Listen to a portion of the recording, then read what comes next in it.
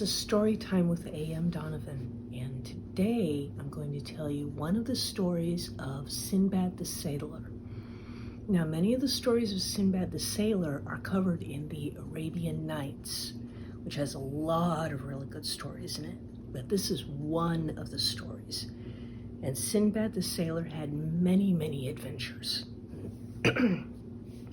What happened is, due to unfortunate circumstances, his ship was wrecked. So he landed in an unfriendly land and he was taken captive. But one of the things that would happen with the captives in this land is they would take them, and there was this huge valley that had all these beautiful gems in it, and they were very, very valuable.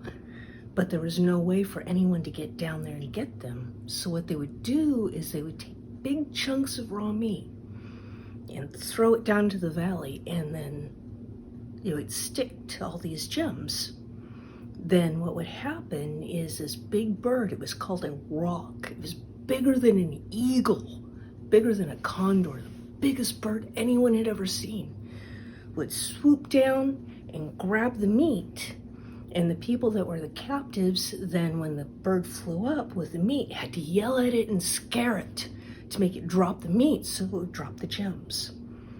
Well, Sinbad saw this and decided to have a plan to be able to escape, because he knew that the roc was so strong it could not only carry the meat, but it could carry him.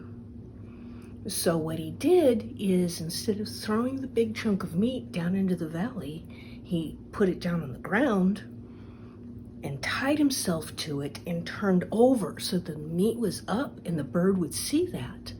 And then the bird swooped down, grabbed the meat, and carried him away. And that's how he escaped from his captors. That was very clever.